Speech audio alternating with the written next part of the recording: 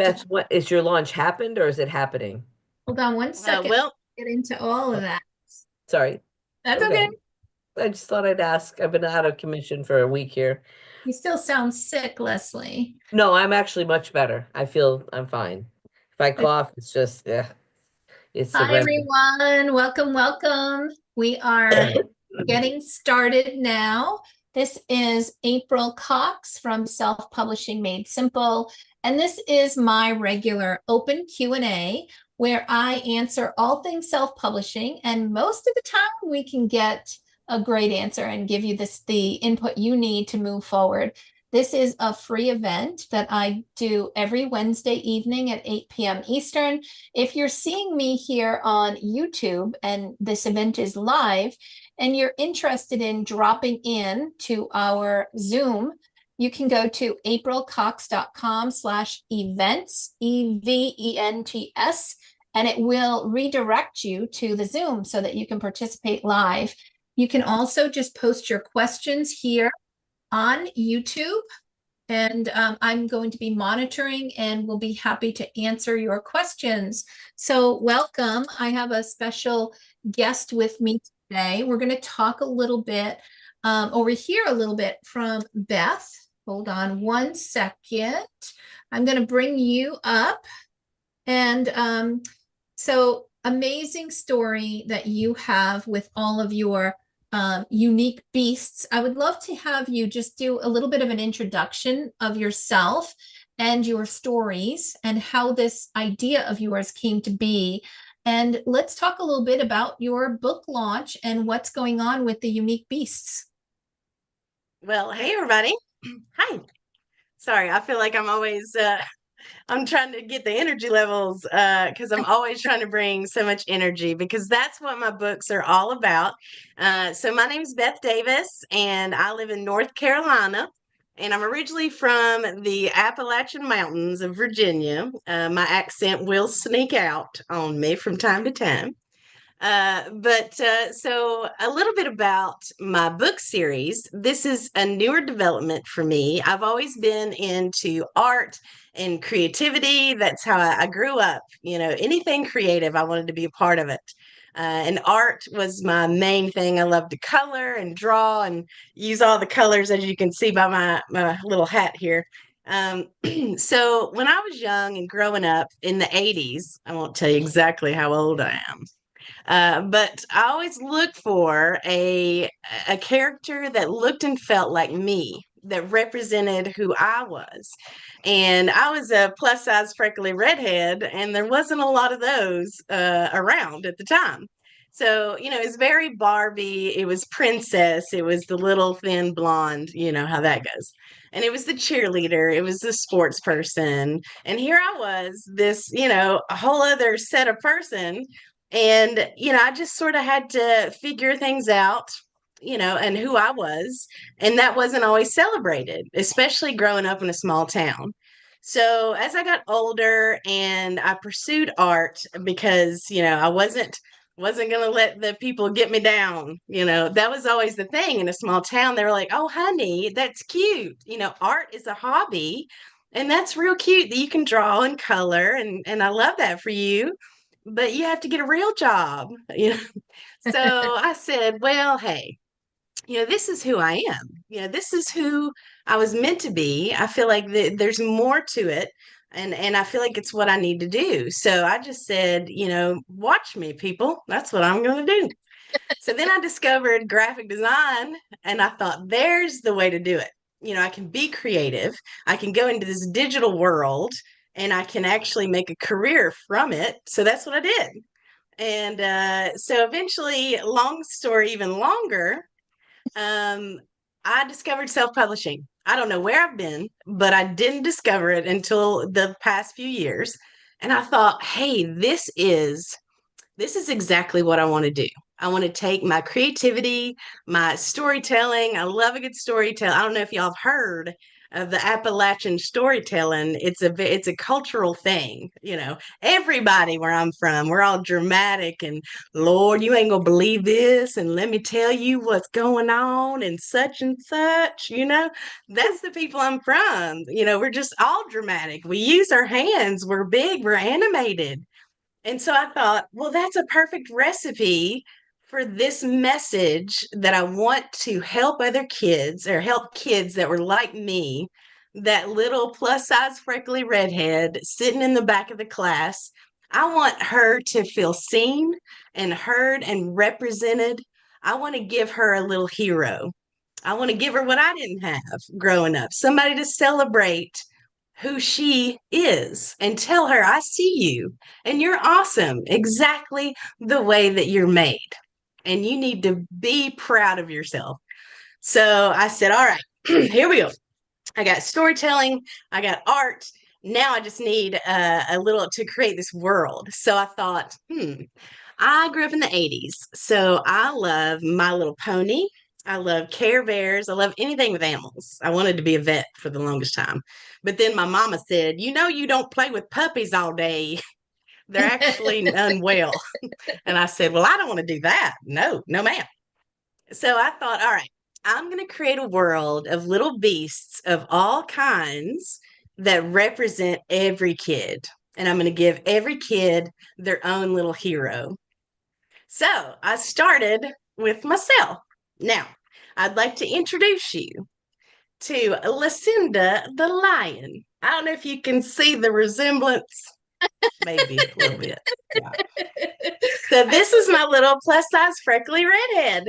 And it's funny, the bigger my eyes get, the more we look alike.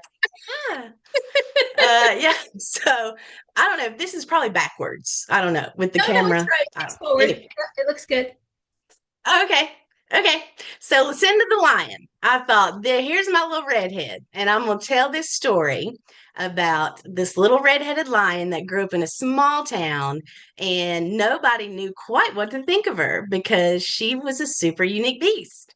And so the story goes through, you know, basically exactly how I grew up and discovering that everybody is unique, everybody's different, everybody, you know, not just Lucinda, not just the hero of the story, but there's not one person that's like another, and that's what makes the world beautiful.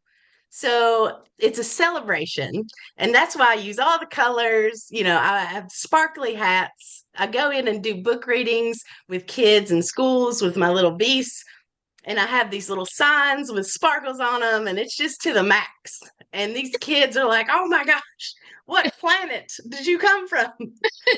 And I was like, I come from the planet of super unique beasts and sparkles.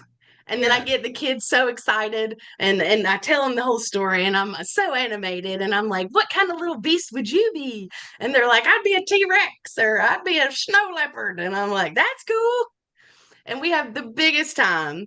And then by the end, all these kids are like rushing me and hugging me, and they're like, can I go home with you? And of course, the teacher's like, thanks. Now they're all extremely hyper, and I've got to deal with that. Sorry. Sorry, guys. So you met Lucinda. I've got 4 little beasts right now. This is my second beast, Michael the monkey. And he actually has his leg and arm braces that help him move. And this little character is based off of a family that I know, and their son has cerebral palsy. And so his mobility and the way that he moves through life looks different, but he is still living his best life. And it's amazing.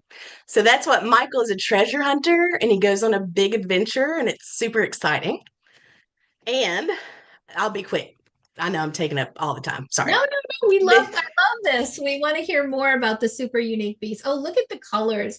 I have to tell you, I just love the graphic design. The color, these covers look so interesting. They remind me of trading cards, and they're so bright and beautiful. I just think kids are going to eat these up. Yay! That's the purpose. That's the goal, anyway. Yeah, and so little Hannah the Hawk, she has her little guide chameleon His name's Camo, and he is her little service animal, and he helps her fly because she can't see very far. So this one is about teamwork and about, going on adventures and coming up with creative solutions on, you can do anything in this world. You can absolutely do it all. Sometimes you just got to get creative about it. So, and then last but not least, the fourth little beast right now, so many more beasts to come, is Turbo the turtle. And well, my husband doesn't like it when I do this, but this is my husband. It's based on my husband. He is Turbo the turtle. I was actually going to call it TJ the turtle because that's his name, but he was like, please don't name him actually after me. Okay. But it is Turbo, and his story is based around ADHD and dyslexia because my husband has both of these things, and it was a challenging time when he was little because they didn't quite understand, how his brain worked. So, he grew up with a lot of sad feelings because he had a lot to deal with as a kid. So this little Turbo would have been basically TJ's little hero when he was growing up because it is him. So Love it. so that's the goal. That is the overarching goal. I have always wanted to have something creative that really had a purpose. It had a clear vision, and it had the possibility of making a huge difference. Because isn't that the best work we can do? I mean, in this world, is to lift each other up and make this life the best experience that we can. So I thought that's what we need. And that's what I'm going to try to do. So I'm going to share a link to the super unique beasts on Amazon. And right now I'm only seeing Lucinda and Michael. So you have That's others coming, right? So tell us about this rollout that you've got going on. Okay, so here's what had happened was when I first started this whole enterprise a couple of years ago, I thought, all right, as an artist, you have to protect your work in this world from, criminals and such like. So I thought, well, okay, here's what I'm going to do. I'm going to take my little beasts and I'm going to trademark this logo. And so as you can see here, the logo, I don't know if it's backwards or not, but I had spelled the word uniquely, Youneek, because I thought I was being clever, whatever. So I went to trademark Super Unique Beast, and the trademark office, I don't know if you knew this, but it takes them a year to hear back from them.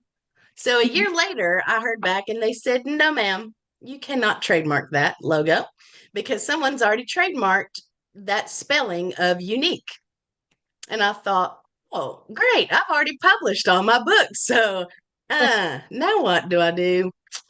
So anyway, I talked to a lawyer. That's why they're called the lawyers know what they're doing. So I said, what am I going to do? I'm attached to this name. I love it. This is like, I want this to be a thing. And so the lawyer said, well, if you just spell it correctly, then it's not unique. And then it's just the word and you should be fine. So another year goes by and I apply and ta-da, I was approved for Super Unique Beast spelled correctly. Yay. So let me show you. I'm relaunching, and that's the sole purpose is because I had to rebrand. So now it's totally new. I don't know if you can tell the difference even. So now look, we've spelled it unique correctly, but it's still the same thing pretty much. So this is obviously a proof copy, and I've made some upgrades because little Lucinda, she's a little prize winning beast. She won some awards. So we got the new logo on here, and I met with Miss April Cox, and she told me all kinds of secrets and things that I needed to do that I didn't know. I had no idea. So let me show you some of the upgrades. I've got like a whole new interior thing going on. I didn't know that you had to have all this CIP block with all your information and Library of Congress and multiple things for cataloging. I didn't know that. But April, she knows everything. Yeah. So, and then she gave me all kinds of cool tips like, hey, why don't you put in a cool feature for people who buy the book that they can scan this code and they can do a really cool read along where, because I love a good video, because I love to tell a story. So I was like, that's a fabulous idea. You know, people in classrooms can use that, parents can use that, even libraries that want to, have a story time, they can play that video and it's me telling the whole story, but they only get it if they buy the book. So, anyway, working with April, I did all these like fancy little upgrades, and now I am re-releasing the second edition of all the beasts. Nice. And you So have we're in the process. total of 2 launched now. You've got 2 more coming. How many other beasts do you have planned out already? So many beasts. Well, so I'll give you all an inside scoop of the next little beast. So, as I was saying, the series is all about diversity and representation. And it's been really amazing connecting with parents and caregivers, and talking with them about, just the little issues that kids face with, whether you're talking about normal, whatever, unique. I mean, nobody's normal. Let's just be real. But what I have found in a lot of parents of children with autism, they say that they have the biggest struggle finding resources, finding representation for their kid. Even, and one of the biggest things about, what I've heard from a lot of parents is that other parents, other children that's normative, whatever you whatever you call it. Neurodiverse. Yeah, that the biggest issue that a lot of kids with autism face is how to make friends. Because the parents tell me that they interact differently, because their brain works differently. And so they don't follow, they're, outside of that box. And so making and keeping friends can be difficult. So that's what I thought. I was like, well, that's my next beast then, that's what we're doing. So my next beast, it's about autism, and it's also about sensory things that a lot of times those go hand in hand. People I've talked to, parents I've talked to. So it covers those two subjects in a very fun and celebrative way. And the story also talks about making friends and how that could look different and different avenues and different ways to do that and connect. So, okay, so now you guys got to guess what kind of little beast it might be. Anybody have a guess? Beast? What do you think? So we already went through a monkey, a turtle, a lion. Fish. Did somebody have a guess? A fish? A fish? A fish. No, a fish is a good guess, but that is not it. I'll give you a hint, and it's a pretty big hint. Sometimes this little beast could be pink. Somebody guessed Flamingo. Unicorn. Pig? Flamingo. Oh, somebody got it. Who said the P word? It's a little pig. I did. It's funny. It's a pig. And it's called Pixie the pig. How cool.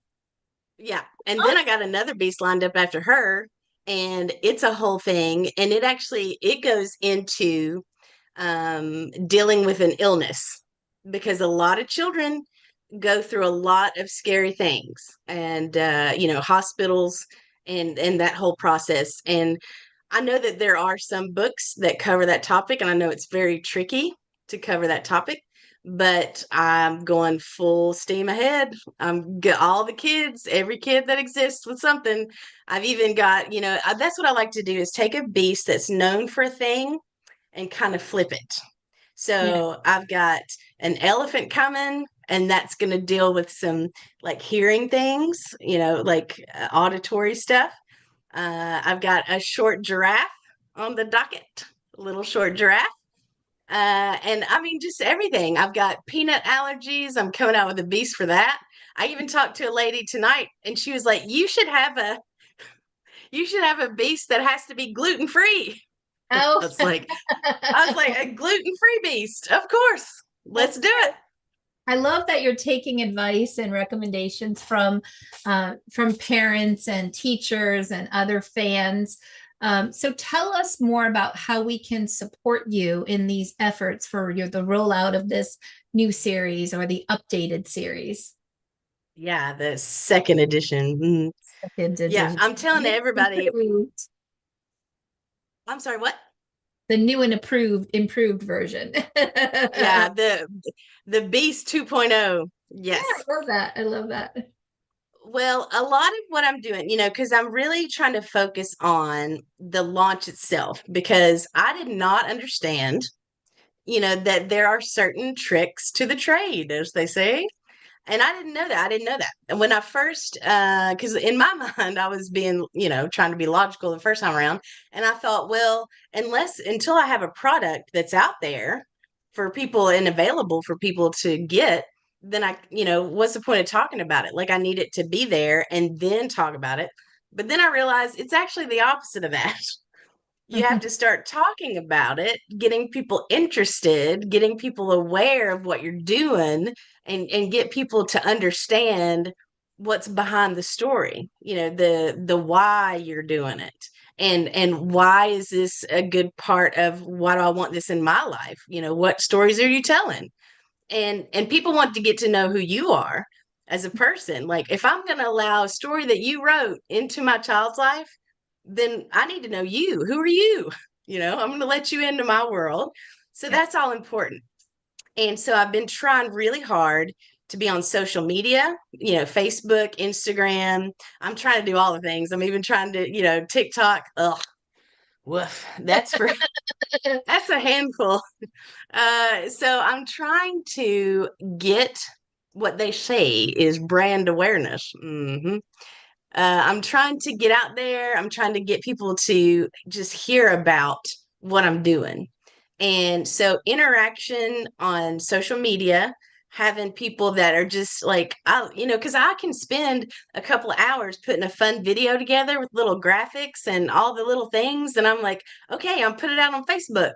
And then I get like 2 likes. Ugh, it's disheartening. So follow you. What about a launch team? Are you putting a launch team together for like helping you to launch these books? Yes, yes, yes. And that's another thing that I'm trying to do that on multiple fronts. I have a Facebook specific group that's my little launch crew. So that's all joinable.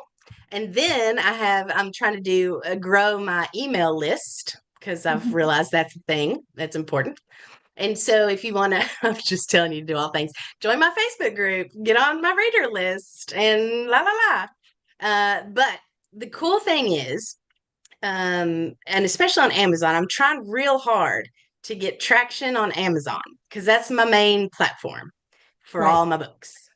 So what I've been doing for my launch is I'll release the ebook first, and I'm like, here, you can grab my ebook for $1.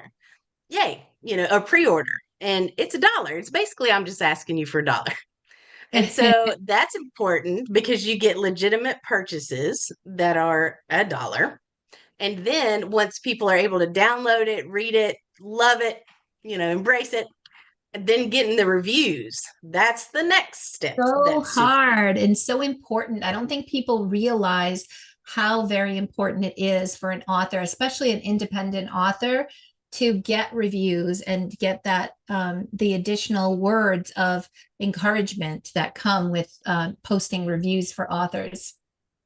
Yeah, it's so important. And it is so hard. And I don't understand it because I'm like, it takes like 2 seconds. Come on, people.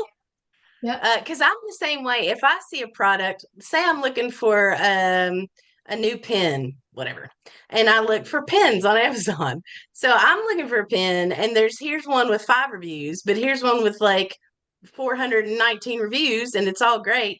Yeah, I'm gonna go with that one, because everybody loves it, and they said so. So I'm the same way. I do that. I read reviews, and I go with the how many stars you've got. So yeah, I need all the reviews I can get. Yep. So if you want to post the information, like the link to your website, I already post the link to where you can support her first two book launches.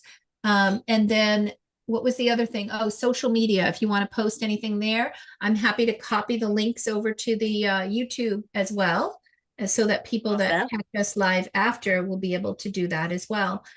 I do see a question for you from Leslie. She says, I would like to know what you use to record your book, the video book. Oh, well. So I didn't do an audiobook. It's not audiobook. It's literally me in front of the camera like this. Hi. Okay, so my background is graphic design. So I do have the ability to I'm blessed in that respect that I use Adobe products and I can take the video and I can make myself smaller in the corner and then I can actually display the book in, the pictures of the book pages as I'm literally reading and pointing to it on the video. So that's what I do in editing is it's just me being like, oh, look at Michael. They're going on an adventure. Let's see what they do next. And then I display the next pages. So I'm actually myself putting all that together But through Adobe Premiere. Shout You're out endorsement. No. Just no, kidding. it's fine. I'm Leslie. But you say you're not reading it, but at the same time, you just told me you do have an audio because you're pointing to it and things. So it's not Oh. just it's silent, right? Yeah, so it's not an audio separate like audio book. It's the video book, kind of like what we had done for your full read alouds of your video. Okay. Yeah. Yeah. Because I'm looking to do it Recommended. myself. I've You been could, told yeah, by you my could absolutely read. And for people that want to make it simple, if you have Zoom, like we are on Zoom now, if I was doing this on my own and I was here by myself, I could just, show my video and record right onto Zoom and read what you need to read. If you make a mistake, just stop for a second and then start over. And then you can edit that video because the video that you get downloaded, you can put into any kind of a video editor. I really like Descript because it's so simple to use. I know that Beth said that she likes the, what did you say? The Adobe, what was I it? use Adobe Premiere. Premiere. Yep. Yeah. Yep. So any editing software will do it for you. Or if you are tech challenged, then send me an email and let me know, and I'll give you a referral to some people that I work with to do my editing when I'm too lazy or too busy to do it. They do a much better job than I do. So you can have somebody else take that completed video recording and make it beautiful and give you the extra professional look and feel. They'll even use kind of like a audio stabilizer that kind of makes it sound professional and evens out your tone. They'll put you in the corner. They'll do whatever they need to do, even add some additional like pops and different sounds if you want to. Like if you're talking about a whale getting splashed, they can have like a splash sound and things like that. It's really fun. So yeah, you can create your own video book, which is something you can sell on your website or give away for free as a free. I would be good. I mean, Beth, I have 9 grandchildren, and one of them has requested that he'd like the books in my voice. I have 3 video books done and I love the people that did it, but I need to do them and my 4th book doesn't have a video book. So, okay. All right. Thank you. I was just curious on what you did with that. Yeah. I'm happy to help. Absolutely. Yeah. During our coaching session, Leslie, I'm happy to help and kind of walk through that recording process as well. Does anybody else have questions for Beth? I see, Kelly, you've got a few things here listed. Oh, you're just sharing that you did the same. You can feel free to take yourself off mute if you want to make a comment. Oh no, I was just gonna mention that besides Adobe, because not everyone can afford Adobe, the DaVinci Resolve, it's a you have like a free version, and you can also do the video and put yourself in the corner and everything in there. Right. And there's a lot of tutorials out there. So I was just mentioning that you can also use them. Nice. Thank you. Does anybody have any questions for Beth before we let her go for the day? I just thought you guys would really enjoy the backstory of this amazing series, and it is so much fun. I want to buy one of each book and gift it to my, to the school system in this area, because I think it's so important. I feel like every class should have one. So I know from my mouth, right? Well, I have a question. Oh, sorry, go. yeah, Uh, you go I was ahead. just gonna ask. I was gonna ask, how long does it take you between each book to produce them? Well, when I first started and I was just focused on the books themselves and getting them out there, and I wasn't focused on the whole other side of the business, I basically was able to complete 4 books in a year. Like I was just like, because that's what, I'm the creative, like that's the part that I want to do, is the creative part. So I And get you're so fired a up about unique it. beast yourself, because not many authors also have the skills to do illustration and to do the graphic design and layout and formatting. And you are just amazing. I'm a one-man band. Yeah. Yeah. Yeah, no, I will say that as far as being economical, that is a plus, because I do, and I'm fortunate. That's why this whole series has been like, I've known as soon as I started it, it was like a light bulb went off. Like, this is what you're supposed to do. This is what you meant to do. Do it. Because I do the stories and the illustrations and the graphic design and the social media, and then I love going into the schools and getting these kids so excited and sharing these moments and getting that feedback where I'm like, yeah, you're awesome. And take that in your heart and don't let anybody tell you otherwise. I was like, golly, I'm super fortunate and I realize that, to be able to basically, spin all the plates and do all the things. I just wish there were more hours in the day. It's what I wish, to do all the things. But it's a blast. It is an absolute blast to do it. And I am super fortunate.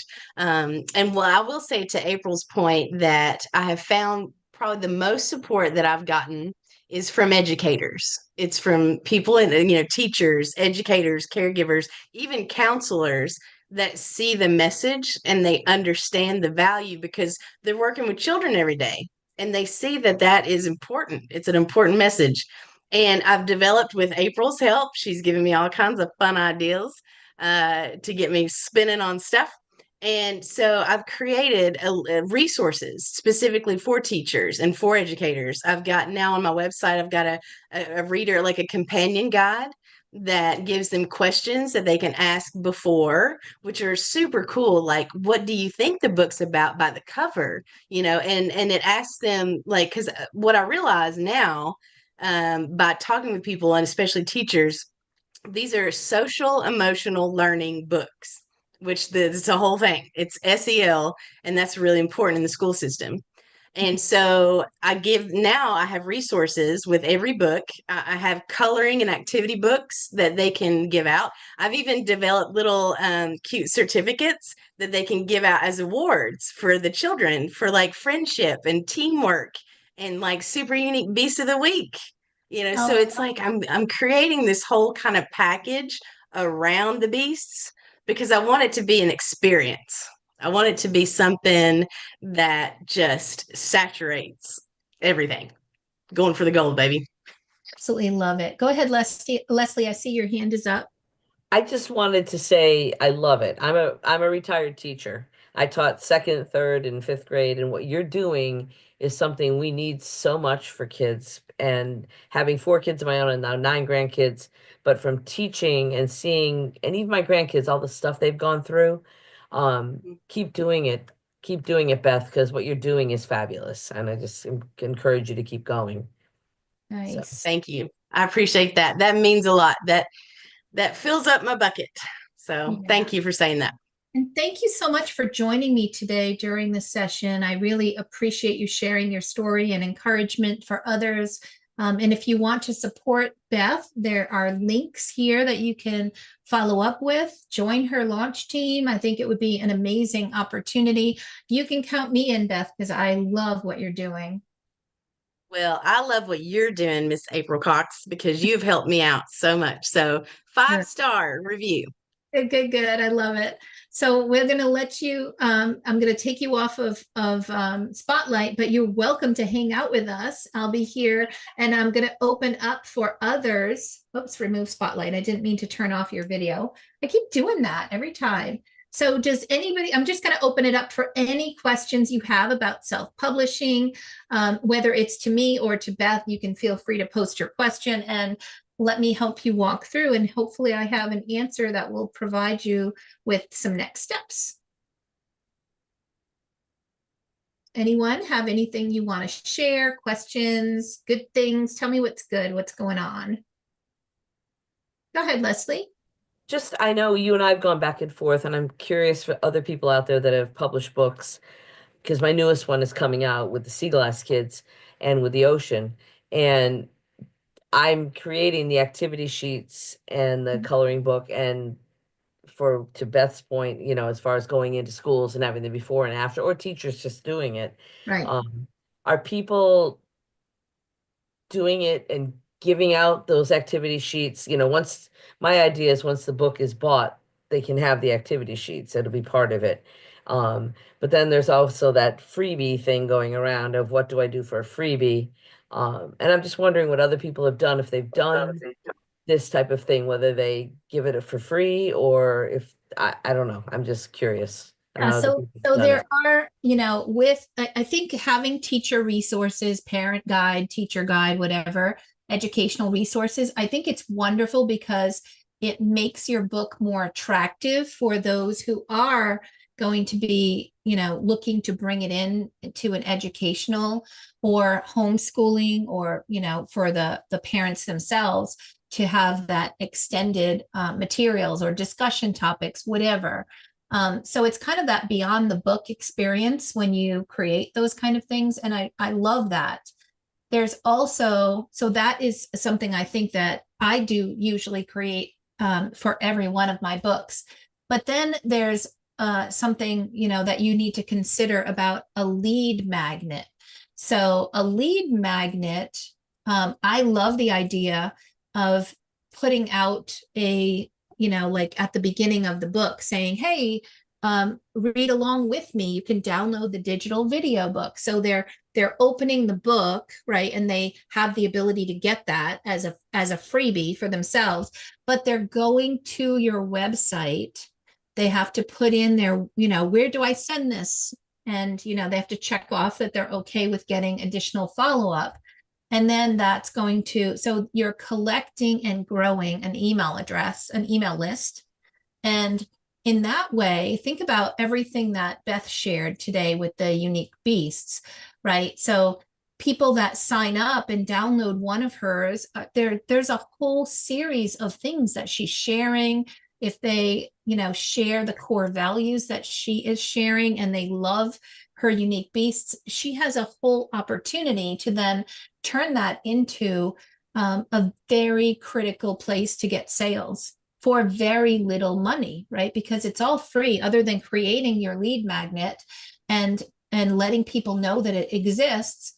Once people go to her website and sign up, now let's say, you know, a few years from now, she's got 1,000 people on her email list, and she sends out, hey, the next super unique beast is dropping, you know, we're looking for launch team members, or it's ready to buy now.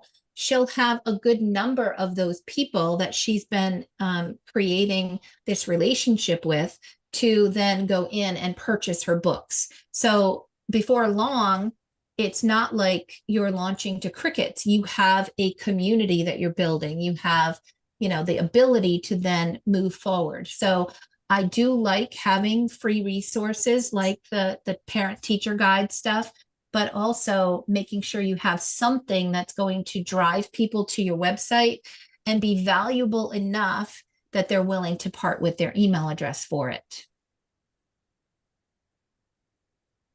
Does that help, Leslie?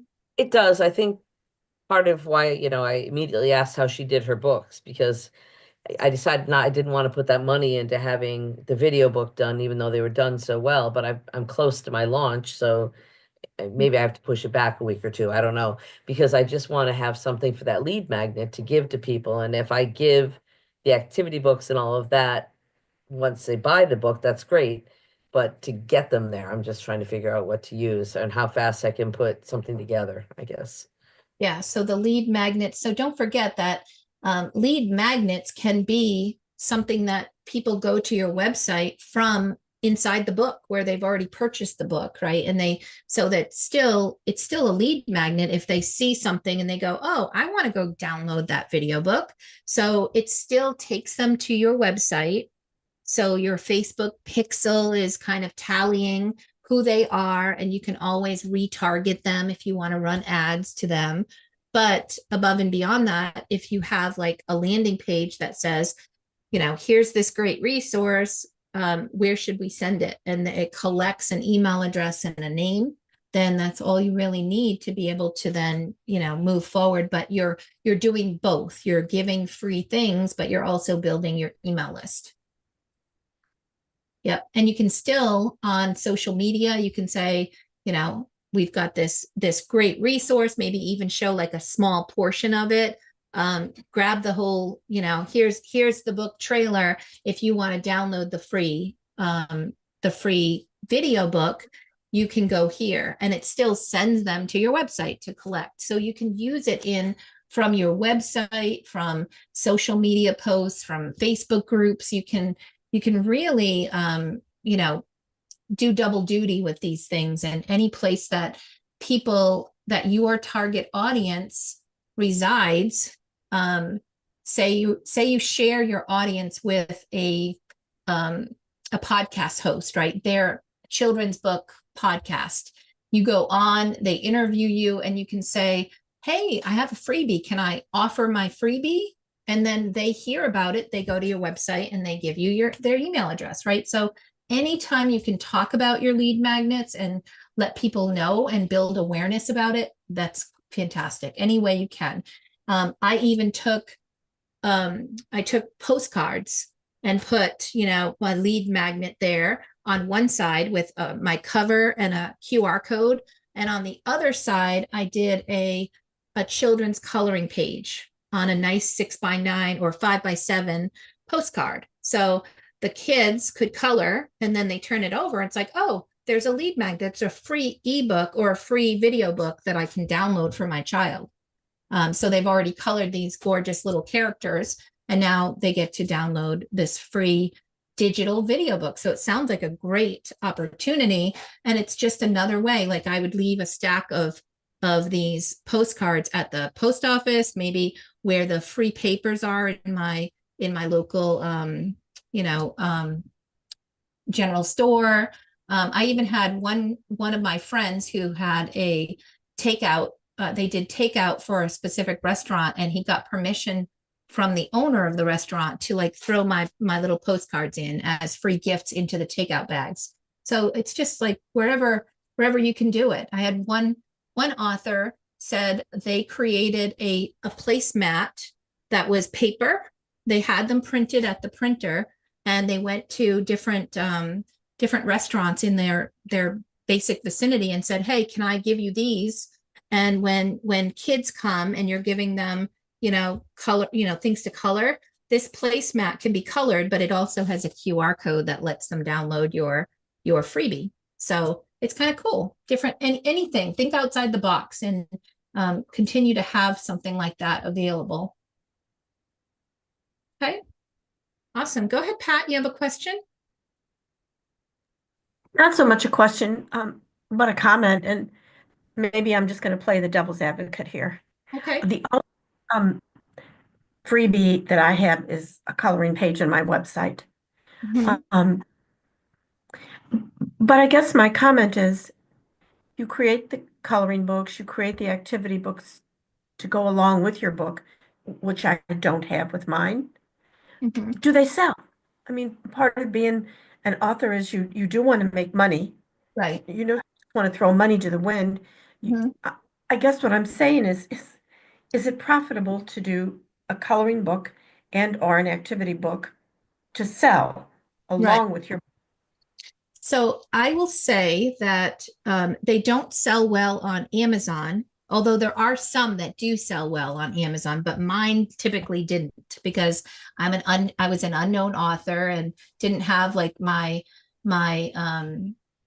people, my fans yet, right? So when I created my coloring and activity books, which were paired with each one of my books, it was more there, and I would cross promote so that if they were looking at the book, maybe they saw in the A+ content that it also had an activity book to go with it. I did not find great sales, but what I find is that if I'm doing events, live events, typically I'll do my let me see. I'll do like a plush, my book, and a coloring book, and put it as a gift set. And those sell crazy at events. So it does in certain circumstances where people go, oh, wow, look at this. And they're able to like flip through it. You've got the book, the coloring book. Can you give me 3 coloring books? Because I got 3 kids and we'll take 1 book and then we'll take 3 of the plushies and, puts it together. So you have more things for them to kind of package up and you can give them good deals, with the purchase of a book. The activity book is only $5 or whatever, $4. So it just helps with spreading that. Plus, what I also do is I take the low res version of it, so it's a PDF, and I make that my freebie that I offer to people that purchase the book, so they can go sign up for a free digital copy of my entire activity book. Why do I not care about, providing too much? Because when you give people something that's highly valuable, so they've got 48 pages, they can print things out over and over again. I find that a number of them that get this activity book, they're like, I'm tired of printing over and over or printing 48 pages on my printer. I'm just going to go buy a copy of the print book to gift to somebody or to download. But the other part of it is when you give a lot, there's this sense of, wow, I just got this for free. And there's this reciprocal of wanting to do something to say thank you.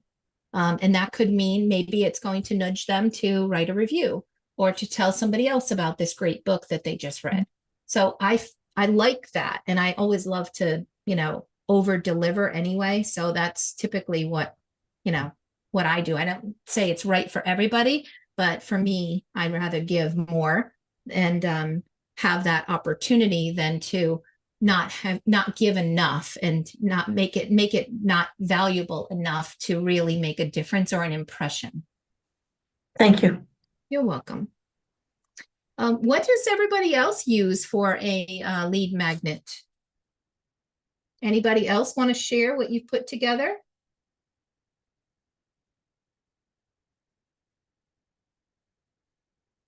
So you mentioned here, you've got a printable activity book that has over 3,000 views. That's fantastic. Yeah, So, and I created that just to be the companion book of my actual book. And I was like, okay, I need a lead magnet. So I'm pretty sure I'm not gonna sell that. I'm just gonna put it out there to advertise the book so that it looks like a little set and it looks pretty. And then I grabbed the exactly same one, but I formatted it to be like a printable in a 8.5 by 11 because the picture right. book is 8.5 by 8.5. And when I did that, I just put it on my website for free, and I put it on Teachers for Teachers for free. And even on the book, I put a QR code so that you can go there and scan it and go to the website and get it for free. Mhm. And I did not expect it was gonna get that many downloads on excuse me, on Teachers for Teachers. And I had a little shop there. So after that, I started putting all of my free stuff in there, and it gets like over 1K, 2K, 3K, even 5K views or downloads Right. on free printables. So that's like a venue to advertise the books for free, because the Teachers Pay Teachers is not a paid platform. Mhm. And whatever you put in there is in the eyes of teachers and educators.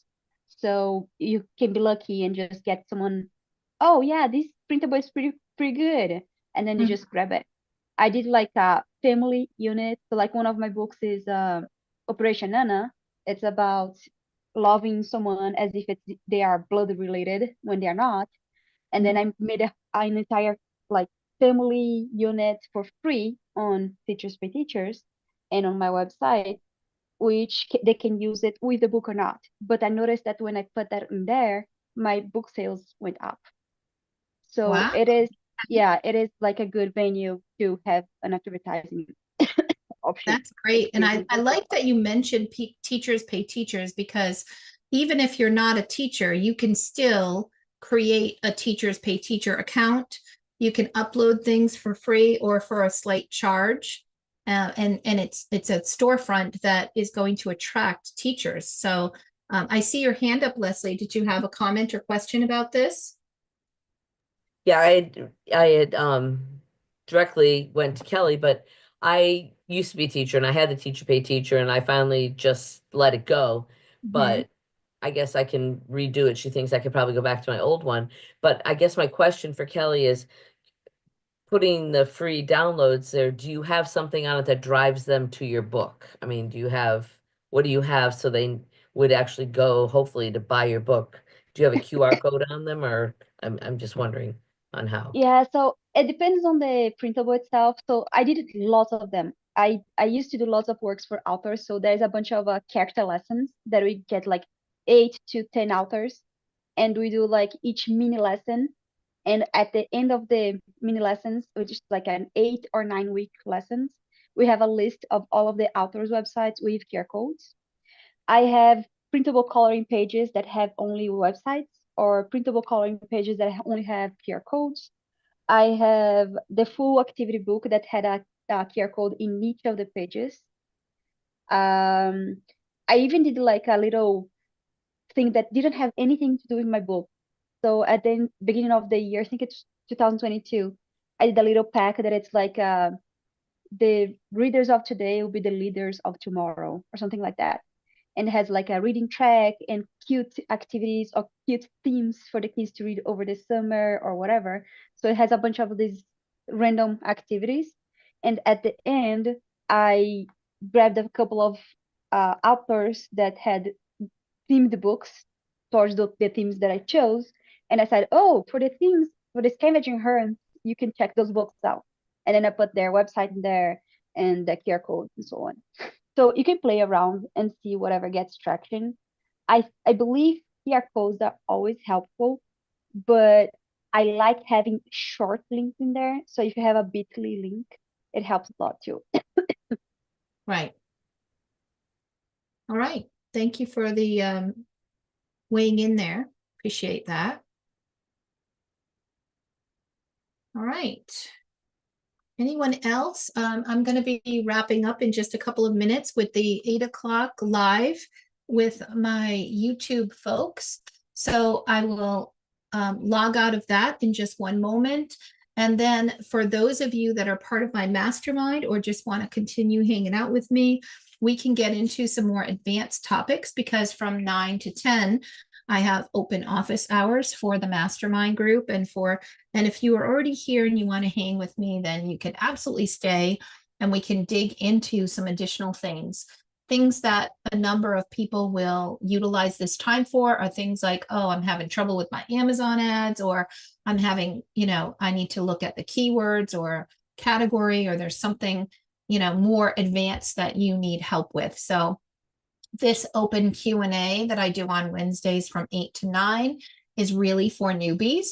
We can get into, though, at the 9 o'clock hour, we're going to get into the more detailed stuff, and I'm there to walk you through or help you through whatever your challenges are. So without further ado, I'm going to say goodbye to my friends on YouTube, and thank you for being here. If you have not yet posted a question, go ahead and post it. Please do me a favor and go and actually subscribe to the YouTube channel. It is, if you go to Self-Publishing Made Simple with April Cox on YouTube, we're very close to the 10,000 mark, so I cannot wait to celebrate the 10,000 followers. And my granddaughter tells me I need to do a challenge to get you to subscribe. She said, look, I put my phone and I tell people they have to like touch their toes and subscribe. So they have to do a trick or something. I don't know what to tell you to do except do subscribe and then post a comment telling me that you have. And I will send you a little something to have a little one-on-one with me or something special. I'm going to pick from the comments that when people subscribe and post a comment and tell me that they did, we'll do something special for you, or I'll send you a little lead magnet or freebie to say thank you. So I hope that's helpful. Come back next Wednesday and let's continue to learn together and keep self-publishing